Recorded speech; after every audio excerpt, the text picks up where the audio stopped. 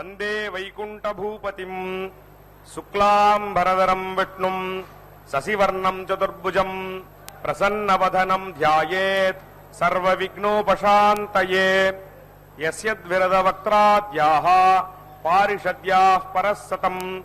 விக்னம் நிக்னம் சததம் విశ్వక్సేనం తమాశ్రయే. అందరూ సంకల్ప ముద్రలో కూర్చోండి.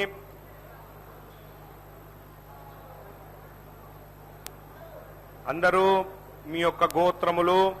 నామధేయ నక్షత్రము, మీ కుటుంబంలోని సభ్యుల యొక్క నామధేయ నక్షత్రము మనసులో ఒకసారి స్మరణ చేయండి. సంకల్ప విధానం తెలిసిన వారు సంకల్పాన్ని చేయండి. సంకల్ప విధానం రానివారు అమ్మవారిని ప్రార్థన చేయండి. எல்லாரும் சங்கல்ப முத்திரையில உக்காந்துக்கோங்க. உங்களுடைய கோத்திரம், நாமதேய நட்சத்திரம், குடும்பத்தில் எல்லாருடைய நாமதேய நட்சத்திரம் மனசுல ஒரு வாட்டி ஸ்மரண பண்ணுங்கோ. சங்கல்ப விதானம் தெரிஞ்சவா சங்கல்பத்தை பண்ணுங்கோ. சங்கல்ப விதானம் தெரியாதவா தாயாரையே பிரார்த்தனை பண்ணுங்கோ. சர்வேஷாம் பக்தஜனானாம் க்ஷேமஸ்தைர்ய விஜய வீரிய அபய ஆயுராரோக்கிய ஐஸ்வர்ய அபிவிருத்தியர்த்தம் தர்மார்த்த காம்யமோக்ஷ சதுர்வித பலபுருஷார்த்த சித்தியர்த்தம் ராஜத்வாரே சர்வகாரிய அனுகூலதா சித்தியர்த்தம் மனோவாஞ்சதா சித்தியர்த்தம் ஆரோக்கிய திருடகாத்திர வஜ்ரசரீராபிவிருத்தியர்த்தம் லோகக்ஷேமார்த்தம் ஸ்ரீ பத்மாவதி ஸ்ரீனிவாச கிருபாகடாட்ச சித்தியர்த்தம் கல்யாண மகோத்சவம் ஆச்சாரிய முகேன அத்ய கரிஷ்யே சர்வம் ஸ்ரீ வெங்கடேஷார்ப்பணமஸ்து. கோவிந்தா. ஸ்ரீ மகாலட்சுமியை நமஹ. லக்ஷ்மீ ரமண கோவிந்த கோவிந்த. ಶ್ರೀನಿವಾಸನೆ ಗೋವಿಂದ ಗೋವಿಂದ. ಲಕ್ಷ್ಮೀಂ ಕ್ಷೀರಸಮುದ್ರರಾಜತನಯಾಂ ಶ್ರೀರಂಗಧಾಮೇಶ್ವರೀಂ ದಾಸೀಭೂತ ಸಮಸ್ತ தேவவனிதாம் லோகைக தீபாங்குராம் என்று அந்த பத்மாவதி தாயாரை செவித்துக்கொண்டு சங்கல்ப மந்திரங்களையும் கேட்டோம். அதைத் தொடர்ந்து சேனா முதலி எனப்படும் விஸ்வக்சேனருக்கு ஆராதனை சுத்தி புண்ணிய வசனத்துடன் திருக்கல்யாண மகோத்சவம் ஆரம்பமாகிறது. பக்தர்களே, இன்றைய கல்யாண உற்சவத்திற்காக வந்திருக்கும் பக்தர்களையும் நேரடி ஒளிபரப்பில் சேவித்துக் கொண்டிருக்கும் பக்தர்களையும் வரவேற்பது அடியேன் திருமதியே அருணா. இதோ சர்வாலங்கரித பூஷித்தளாய் நமக்கு காட்சி தந்து கொண்டிருக்கிறாள் பத்மாவதி தாயார். அபயஹஸ்தமாக நமக்கு எப்பொழுதும் அவள் அருளிச் செய்வாள். இன்று ஆனி மாதம் 15ஆம் தேதி உத்திரட்டாதி நட்சத்திரம் சனிக்கிழமையுடன் கூடிய அஷ்டமி. பக்தர்களே, இந்த அஷ்டமி திதியன்று அந்த கிருஷ்ண பகவான் அவதரித்த திதி. ஆனால் இன்று இல்லை, ஆவணி மாதத்திலே. அதேபோல் ஒவ்வொரு மாதமும் வரும் அஷ்டமி திதி தேய்பிறை அஷ்டமி. ஆக அந்த பத்மாவதி தாயாருடைய திருக்கல்யாண மகோத்சவத்தை நேரடி ஒளிபரப்பில் செவித்துக் கொண்டிருக்கிறோம். இந்த சேனா முதலி என்பவரை எதற்காக சேவிக்க வேண்டும் என்றால், நாம் செய்யும் ஒவ்வொரு காரியமும் தடங்கல் இல்லாமல் தடையில்லாமல் நிறைவேற்றி கொடுப்பவர் நமக்கு சேனா முதலி என்னும் விஸ்வக்சேனர். வைஷ்ணவ சம்பிரதாயத்திலே விஸ்வக்சேனரையும் சைவ சம்பிரதாயத்திலே விக்னேஸ்வரரையும் விநாயகரையும் ஆராதனை செய்ய வேண்டும். அப்படி இந்த விஸ்வக்சேனருக்கு ஆராதனை செய்து கொண்டிருக்கிறார் அர்ச்சக சுவாமி. இந்த விஸ்வக்சேன் ஆராதனையை தொடர்ந்து கலச ஆராதனை சுத்தி புண்ணிய வச்சனத்தை செவிக்க உள்ளோம். திருமலையில் வைகானச ஆகமமும் திருச்சானூரிலே பாஞ்சராத்திர ஆகமமும் கடைபிடிக்கப்பட்டு இந்த கைங்கரியங்கள் அனைத்தும் கூட நடைபெற்று வருகிறது. நித்திய கல்யாணம் பச்சை தோரணம் என்னும் விதமாக தாயாருக்கு இதோ திருக்கல்யாண மகோத்சவம் ஆரம்பமாகியது. சேவிக்கலாம் அந்த அனபாயினி என்று கூட கூறப்படும் மகாலட்சுமி தாயார் இங்கே பத்மாவதியாக கொலுவீற்றிருக்கிறாள். தாயாரை செவிக்கலாம். மகாவிஷ்ணுவிற்கு பிரியமான ஓ மகாலட்சுமி, சூரிய உதயமாகிறது. ஆதிசேஷனின் சயனத்தில் இருந்த பக்தர்களை அருள் பாலிப்பவளே, எழுந்திரு தாயே என்று காலையிலே சுப்பிரபாத சேவையிலே அவளை துயில் எழுப்புகிறார்கள். வேங்கடேஸ்வர சுப்பிரபாதத்தில் அங்கே திருமலையிலே திருமலை அப்பனையும், மகாலட்சுமி சுப்பிரபாதத்திலே இங்கே திருச்சானூரிலே தாயாரையும் துயில் எழுப்பி அன்றைய கைங்கரியங்களுக்காக ஆரம்பமாக்கி தாயாருடைய அருளாட்சி கிடைக்க வேண்டும் என்று சேவித்துக் கொள்ளலாம். லக்ஷ்மி ரமண கோவிந்தா கோவிந்தா என்று. தாயார் இவளுக்கு சகஸ்ர நாமங்கள். அதேபோல் எம்பெருமான் திருவேங்கடமுடையானுக்கும் சகஸ்ர நாமங்கள். இந்த தாயாருடைய நட்சத்திரம் உத்திராடம், அதாவது உத்திராஷாடா என்று சொல்லுவார்கள். அதேபோல் பங்குனி உத்திரத்திலே ரங்கநாயகி தாயாராகவும் எழுந்தருளியுள்ளாள் இவள். பெரிய பிராட்டியின் திருநக்ஷத்திரம் பங்குனி உத்திரமாகும். அனைத்து உயிர்களுக்கும் கருணையாக, கருணை பெருங்கடலாக நாம் செய்யும் தவறு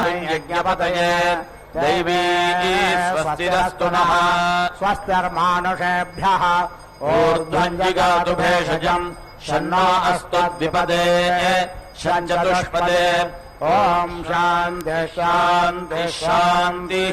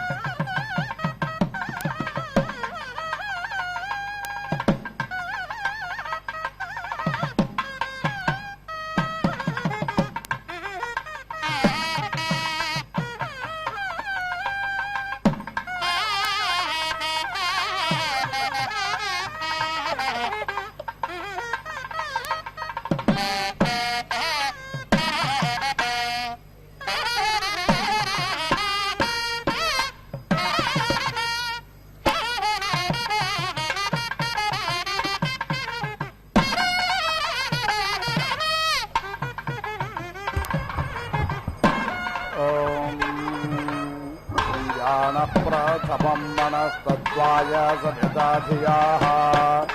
अग्नार्ज्योतिर्निचाय पृथिव्या अध्या भारत युक्तेन मनसा वयं देवस्य सभ्यतस्तवे स्वर्गयाय शक्याः युक्त्वाय सभ्यता देवान् पारयतोऽधिया दिवम् ज्योतिकरेष्यतोऽस्मिता प्रसोमोदितान् युञ्जते मन उत युञ्जते धियो विप्रस्य बृहतो विपश्चितः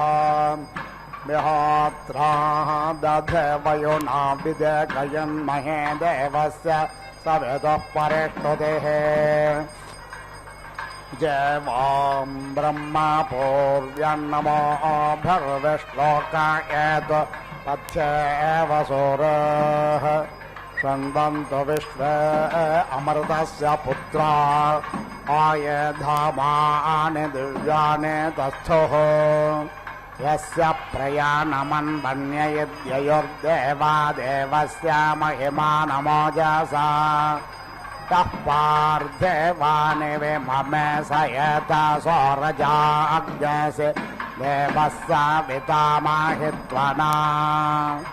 देवा सवितः प्रसोवयज्ञं प्रसोवयज्ञपतिं भगाय दिव्यो गन्धर्वकेतपोः केदन्न पुनात् वाचस्पतिर्वाचन्नस्वदतो इमन्नो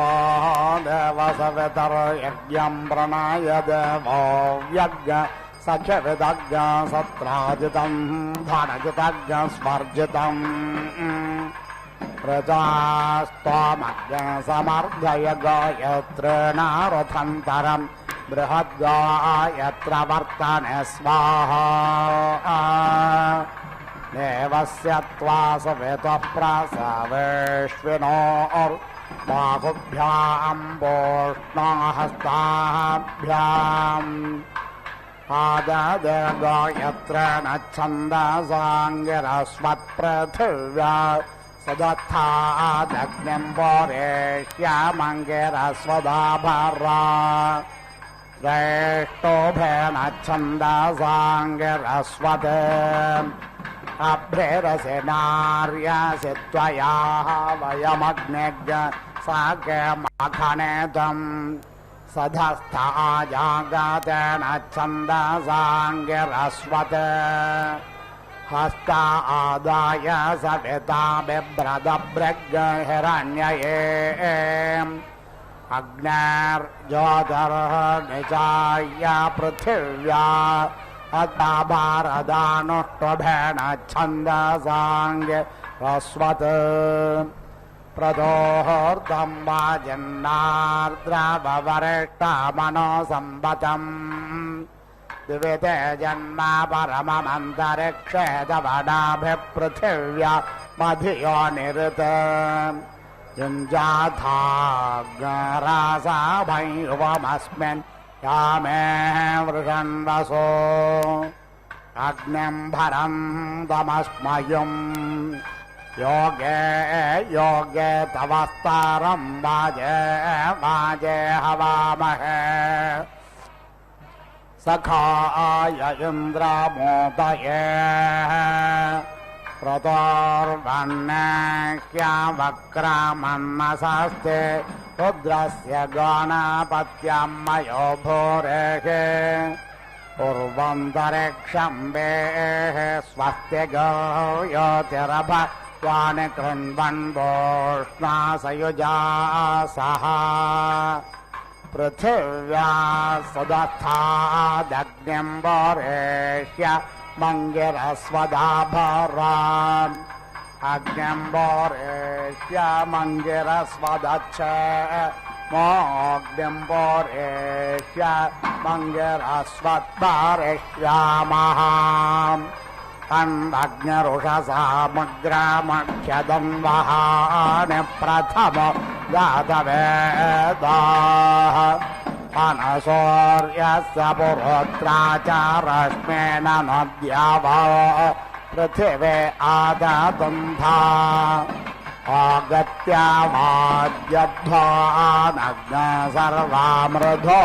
विदोनुते अग्नज्ञ सधस्थे महति चक्षुषा निचेकेषते आक्रम्य वाजन् पृथिवीमग्निमिच्छरुचा त्वाम् भूमेर्वृत्वाय नो ब्रूहि यतक्षणे मतम् वयम् योस्ते पृष्ठम् पृथिवी सधस्थम मान्तरिक्षज्ञ समुद्रो योनेः विख्याय चक्षुषा त्वमभितिष्ठ प्रतन्यतः उत्क्राममहते सौभागायास्माद स्थानाद्रविनोदवाजिन् त्वयज्ञस्यामसुमतो पृथिव्या अग्निं खणन्त उपस्थे अस्याः उदक्रमे द्रविणोदवाजर्वाकस्तु लोकज्ञ सुकृतं पृथिव्याम् ततः खनेम सुप्रतेकमग्निज्ञ स्वरुहाना अभिनाकमुत्तमम् जघर्मे मनसा कृतेन प्रत्यक्षयन्तम् भुवनानि विश्वा पृथुन्तेरश्चापयसा बृहन्तम् व्यचेष्ट मह्नेरभसन्दृशानम् विश्वतः प्रत्यञ्जन् जघर्म्य रक्षसा मनसा तज्जोषता स्मर्यस्रे स्पृहयद्वर्णो अग्निर्नाभिमृशे तन्वा गर्भोराणः परिवाजापदे कविरग्निर्हव्यान्यक्रमेत् दधद्रत्नानि दासुषे परित्वाग्नेपुरं वयं विप्रज्ञेशस्य धीमहि दृशत्वाहर्णं दिवे देवे भेत्तारं भङ्गुरावताम् त्वमग्नेद्युभिस्त्वमासु सुक्षणस्त्वमभ्यस्त्वमश्मानस्परे त्वं वनेभ्यस्त्वमोषादेभ्यस्त्वं नृणां नृपते जायसे शुचेः देवस्य त्वा सवितुः प्रासावेश्विनोर्बाहुभ्यां पोष्णाहस्ताभ्याम् पृथिव्या सुदत्तादग्निं वरेह्य मङ्गिरस्वत्थानमे ज्योतिष्मन्तं वाग्ने सुप्रते गमजस्वेन भानुनादेद्यतम् शिवं प्रजाभ्यो हिग्सन्तं पृथिव्या सदत्तादग्निं वरेह्य मङ्गिरस्वत्थानामः अपां पृष्ठमसि योनिरग्नः समुद्रमभितः पिन्वामानम्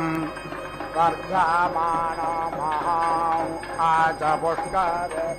होमात्रयावरिम्ना प्राधस्व शर्मा च स्थो वर्मा च स्थो छिद्रे बले उभे यजस्वते संवासाधाम् भृतमग्निं वरेह्यं संवासाधाग्नस्वर्पिदा समेते उरसात्मना अग्निमन्तर्पारेह्यन्ते बन्धमजस्तनिते सुरेभ्योऽसि विश्वभारा अथवा त्वा प्रथमो निरामन्थदग्ने पुष्करादभ्यतर्वा निरामन्थता मोद्रा विश्वस्य वागताः तमोत्वादभ्यं भुवो यज्ञस्य रजसश्च नेता यत्र नियोद्भ्य स च स शिवाभिः दिव्यमोक्तानं दधिष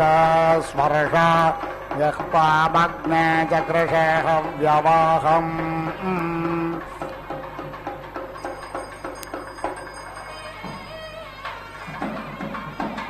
देवस्य त्वा सवितुः प्रासावेश्विनोर्बाहुभ्यां वोष्णाहस्ताभ्याम्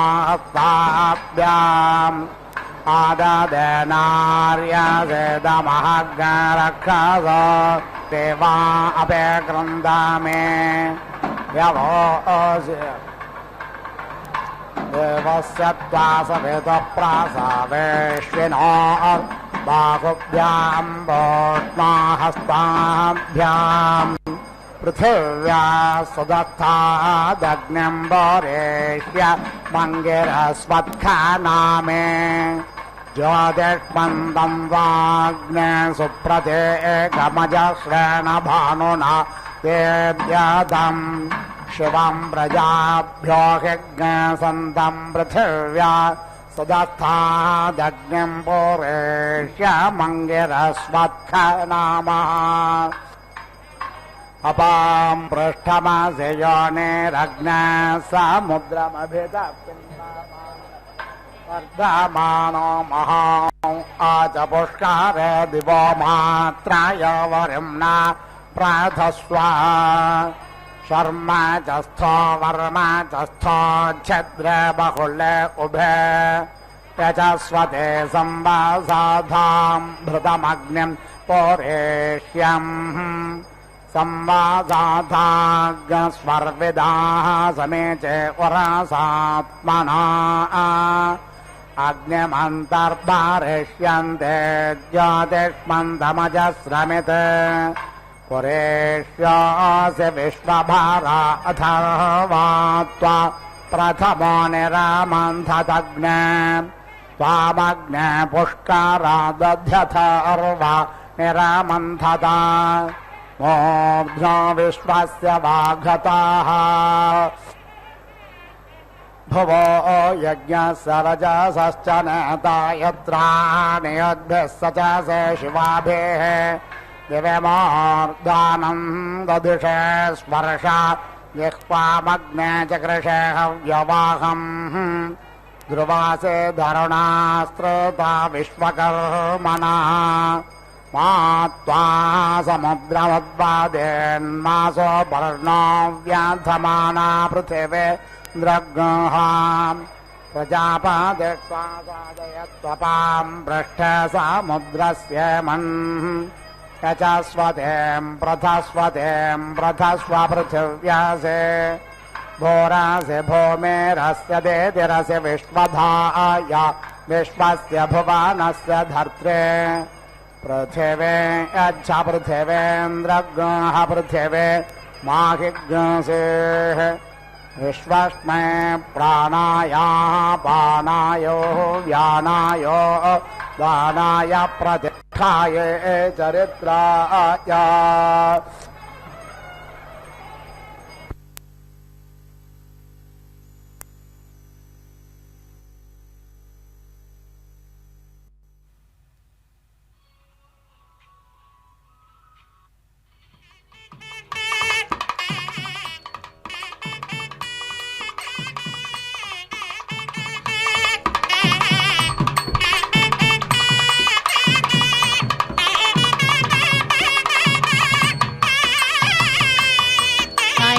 திருக்கல்யாண மகோத்சவத்திலே நாம் இப்பொழுது சேவித்துக் கொண்டிருப்பது மாங்கல்யம், அதாவது மகா சங்கல்பம் கன்னியாதானம். பக்தர்களே, திருச்சானூர் பத்மாவதி தாயாருடைய திருக்கல்யாண மகோத்சவத்திலே நாம் இப்பொழுது மகா சங்கல்பம் அக்னாயுக்ஷாஹி ஏதவாஸ்வாசோ தேவசாதவாः அரம்பஹந்தி மன்யவே युक्षाहि देवहोता मां अस्माहं अग्नरथेरेव निहोता पूर्यसादः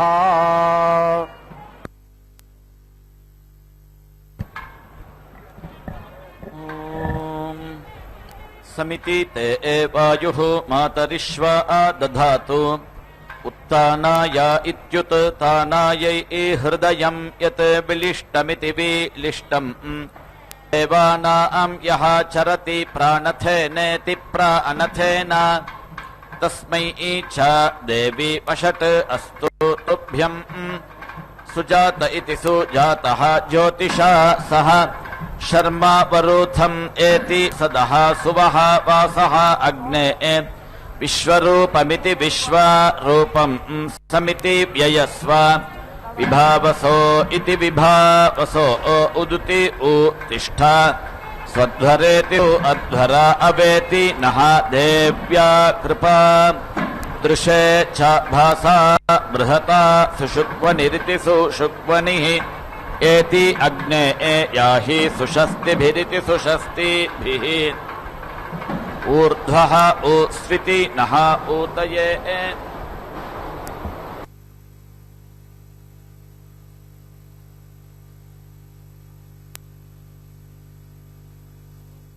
சேவிக்க இருப்பது மகா சங்கல்பம் கன்னியாதானம். திருச்சானூர் பத்மாவதி தாயாருடைய திருக்கல்யாணத்திலே விஸ்வக்சேன் ஆராதனை, சுத்தி புண்ணிய வஜனம், ரக்ஷா பூஜை, ரக்ஷாபந்தன கைங்கரியத்தை சேவித்துக்கொண்டு இதோ இப்பொழுது மகா சங்கல்பம் கன்னியாதானம் கைங்கரியங்களை சேவிக்க இருக்கிறோம். இந்த மகா சங்கல்பம் என்பது ஒவ்வொரு பெண்ணும் பிறந்த வீட்டிலே ஒரு கல்யாண வயது, குறிப்பிட்ட வயது வரும் வரை வளர்கிறாள். அதன் பிறகு அந்த பெற்றோர்களுக்கு தங்களுடைய பெண்ணை ஒரு மாப்பிள்ளையை பார்த்து, வரனை பார்த்து திருமணம் செய்து கொடுக்கிறார்கள். அப்பொழுது அந்த வரனுடைய கரத்திலே தன்னுடைய பெண்ணின் கரத்தை வைத்து சாலங்கிருத்த கன்யாதானம் என்ற கைங்கரியத்தை செய்து அந்த பெண்ணை அந்த மாப்பிள்ளையிடம் ஒப்படைக்கிறார். அப்பொழுது 7 தலைமுறைகளுக்கான பிரவரைகளை கூறி அந்த பெண்ணை சாலங்கிருத்த கன்யாதானம் செய்கிறார். இதனால் 21 தலைமுறைகள் செழிக்கும் என்றும் அந்த தலைமுறைகளுக்கு மோட்சம் கிடைக்கும் என்றும் கூறப்படுகிறது. ஆகவே பக்தர்களே, அந்த பெண்ணினுடைய தாரை வார்க்கும் சாலங்கிருத்த கன்யாதான கைங்கரியத்தை தான் இப்பொழுது நாம் சேவித்து கொண்டிருக்கிறோம். இந்த க்ஷீரம் எதற்காக என்றால், அந்த எம்பெருமானுடைய திருவடிகளை ஜலத்தாலும் க்ஷீரத்தாலும் அலம்பி அந்த ஜலத்தை தன்மேல் தெளித்து கொண்டு மாமனார் ஆகியவர் அந்த பெண்ணிற்கு கன்யாதானத்தை வழங்கும் கைங்கரியத்தை செய்தார். இதோ தாயாரையும் எம்பெருமானையும் செவிக்கலாம். லக்ஷ்மி ரமண கோவிந்தா, ஸ்ரீனிவாசனே கோவிந்தா கோவிந்தா என்று திருச்சானூர் பத்மாவதி கல்யாண உற்சவத்தை சேவித்துக் கொண்டிருக்கிறோம். வீட்வங்க இதி வீடு அங்கஹ ஆசுஹு பவா வாஜி அர்வன் பிருதுஹு பவா சுஷத இதி சுசதஹ த்வம் அக்னேஹ புரீஷவாஹன இதி புரீஷ வாஹனஹ சிவஹ பவா பிரஜாப்ய இதி பிரஜாப்யஹ மானுஷீப்யஹ த்வம் அங்கிரஹ மா द्यावा पृथिवी इति द्यावा पृथिवी अभीति शूशुचः मा अन्तरिक्षम् मा वनस्पतीन् प्रेति एतु वाजी कनिक्रदत् नानदत् रासभः पत्वा भरन् अग्निम् पुरीष्यम् मा पादि आयुषः पुरा रासभः वा कनिक्रदत् सुयुक्त इति सुयुक्तः वृषणा रथे सह वा अग्निम् पुरीष्यम् आशुः दूतः वहात् इतः वृषा अग्निम् वृषणम् भरन् अपाम् गर्भम् समुद्रियम् अग्ने एति याहि वीतये ऋतम् सत्यम् ओषधयः प्रतीति गृह्णीत अग्निम् एतम् शिवम् आयन्तमित्यायन्तम् अभीति अत्र युष्मान् व्यस्यन्निति वि अस्यन् विश्वा आह अमतीः अरातीः निषीदन्निति निसीदन् नः अपेति दुर्मतिमिति दुः मतिम् हनत् ओषधयः प्रतीति मोदध्वम् एनम् पुष्पावतीरिति पुष्पावतीः सुपिप्पला इति सुपिप्पलाः अयम् वः गर्भः ऋत्वियः प्रत्नम् सधस्थमिति सधास्थम् एति असदत् वीति पाजसा पृथुना शोषुचानः बाधस्व द्विषः रक्षसः अमीवाः सुशर्मण इति सुशर्मणः बृहतः शर्मणि स्याम् अग्नेः अहम् सुहवस्येति सुहवस्येति सुहवस्या प्रणीताविति प्रानीतौ आपः हि स्थ मयो भुव इति मयः भुवः ताः नः ऊर्जे दधातना महे रनाया चक्षसे यः वः शिवतम इति शिवातमः रसः तस्य भाजयत इह नः उशतीः इव मातरः तस्मै अरम् गमामा वः यस्य क्षयाय जिन्वथ आपः जनयथ च नः मित्रः सगं सृज्येति संसृज्य पृथिवीम् भूमिम् च ज्योतिषा सह सुजातमिति सुजातम् जातवेदसमिति जातवेदसम् अग्निम् वैश्वानरम् विभुमिति विभुम् अयक्ष्माय त्वा आसमिति सृजामि प्रजाभ्य इति प्राजाभ्यः विश्वे त्वा देवाः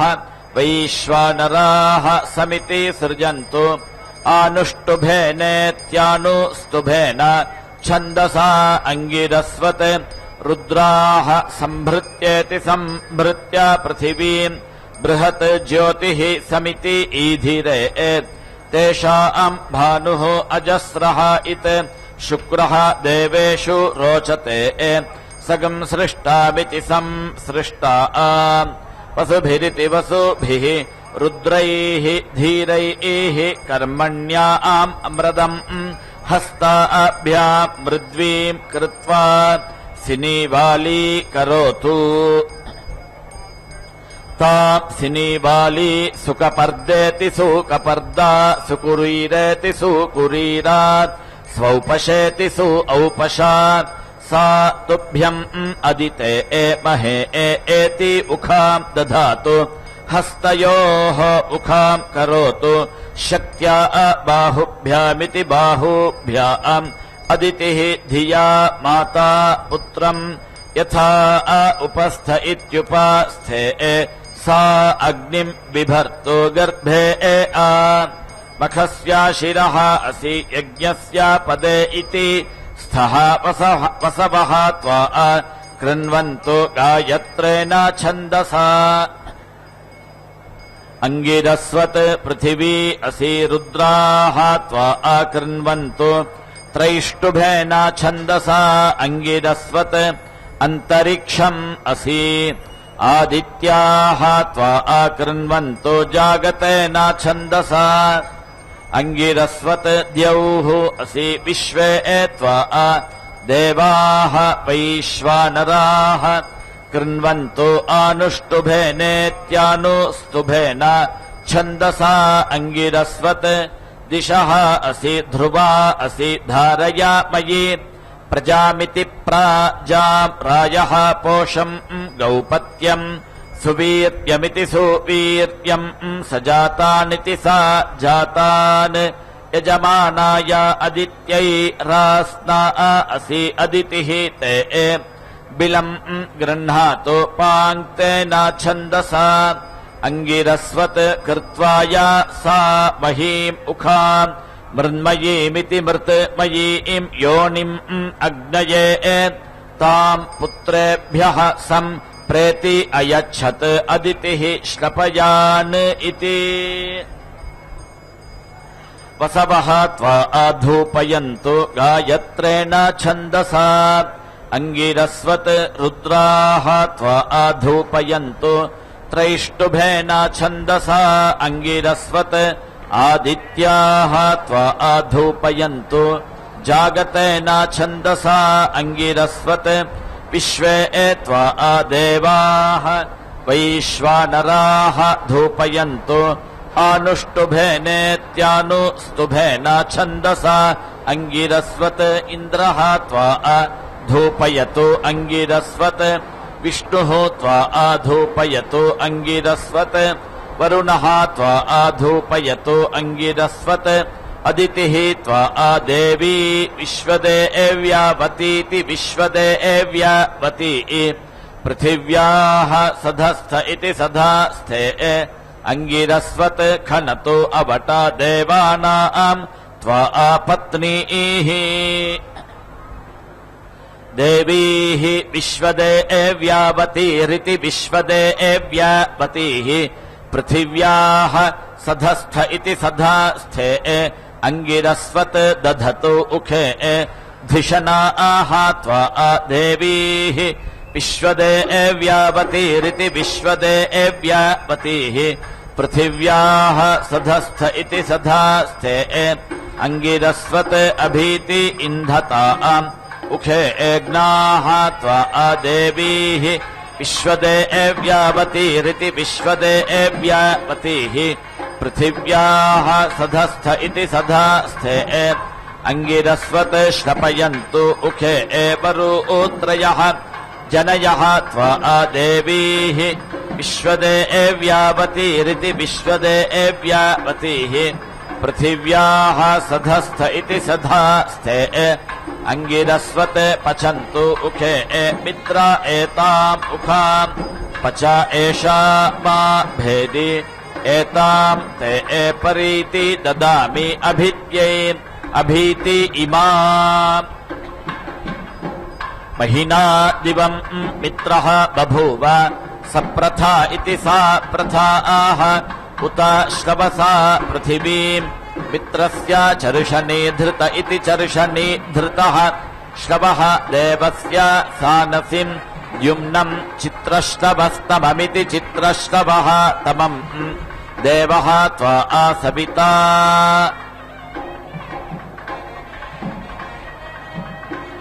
उदिति वपतो सुपाणिरिति सुपाणिः स्वङ्गुरिरिति सु अङ्गुरिः सुबाहुरिति सुबाहुः उत शक्त्या अपद्यमाना पृथिवी आशाः दिशः एति प्रणा उदिति तिष्ठ बृहती भव ऊर्ध्वा तिष्ठ ध्रुवा त्वम् वसवः त्वा एति छिन्दन्तु गायत्रेण छन्दसा अङ्गिरस्वत् रुद्राः त्वा एति छिन्दन्तु त्रैष्टुभेन छन्दसा अङ्गिरस्वत् आदित्याः त्वा एति छिन्दन्तु जागतेन छन्दसा अङ्गिरस्वत् विश्वे त्वा देवाः वैश्वानराः एति छिन्दन्तु आनुष्टुभेनेत्यानुस्तुभेन छन्दसा अङ्गिरस्वत् समाः त्वा अग्ने ऋतवः वर्धयन्तु संवत्सरा इति संवत्सराः ऋषयः यानि सत्यात् समिति दिव्येन दीदिः रोचनेन विश्वाः एति भाहि प्रदिश इति प्रादिशः पृथिव्याः समिति च इध्यस्व अग्ने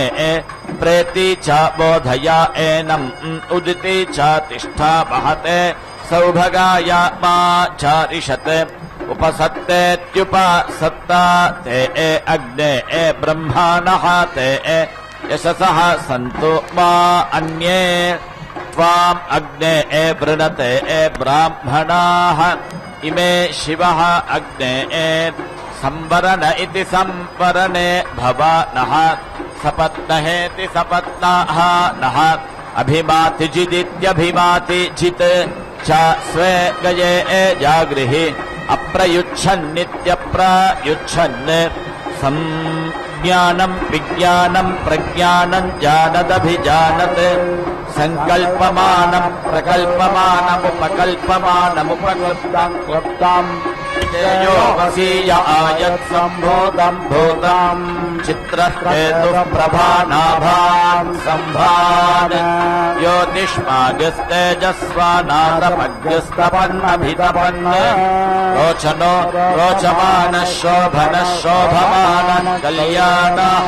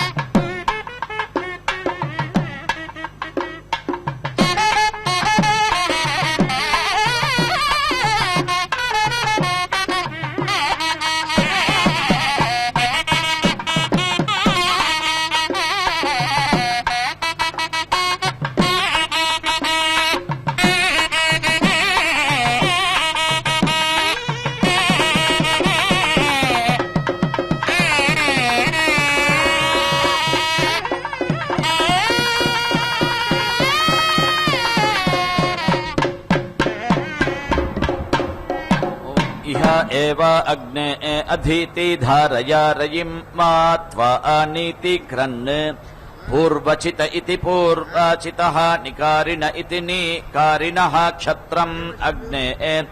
सुयममिति सुयमम् अस्तु तुभ्यम् उपसत्तेत्युपसत्ता वर्धताम् ते अनिष्टृतः क्षत्रेण अग्ने स्वायुरिति सु आयुः समिति रभस्व मित्रेण अग्ने मित्रधेय इति मित्राधेये यतस्व सजातानामिति सा जातानाम् मध्यमस्था इति मध्यमस्थाः ये धीराज्ञाम् अग्ने विहव्य इति विहव्यः दीदिः इह अतीति निहः अतीति श्रिधः अतीति अचित्तिम् अतीति अरातिम् अग्ने विश्वा हि अग्ने दुरितेति दुः इता सहस्वा अथ अस्मभ्यमित्यस्माभ्यम् सह वीरामिति सह वीरा अम्रयिम् दाः अनाधृष्य इत्यनाधृष्यः जातवेदा इति जाता वेदाः अनिष्टृतः विराडिति विराट् अग्ने क्षत्रभृदिति क्षत्रभृत् दीदिः इह ॐ यो दीक्षामतिरेचयति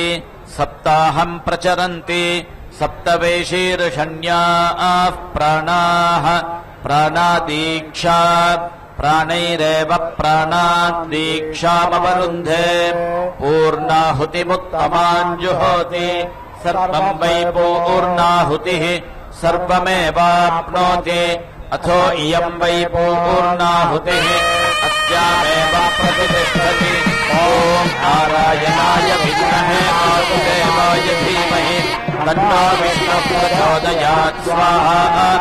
ॐ महादेव्यै च विद्महे विष्णुपत्न्यै च धीमहि तन्नो लक्ष्मीः प्रचोदयात् स्वाहा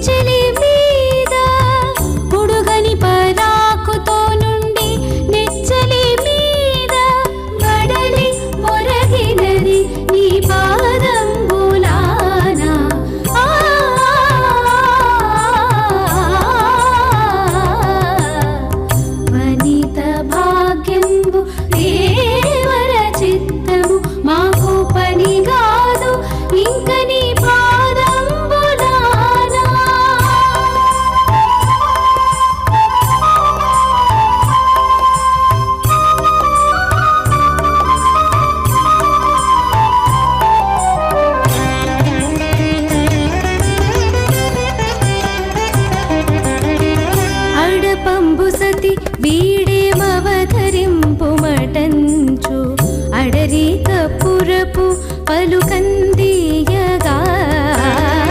అడపంబు సతి వీడేమవధరించు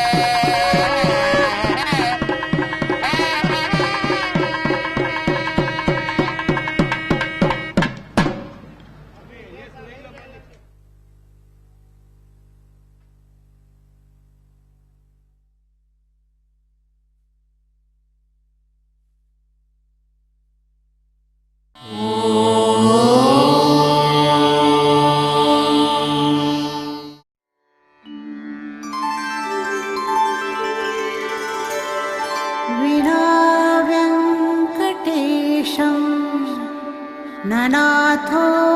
ननाथः सदा वेङ्कटेशं स्मरामि स्मरामि। हरे वेङ्कटेश प्रसीद प्रसीद। प्रियं वेङ्कटेश प्रयच्छ प्रयच्छ।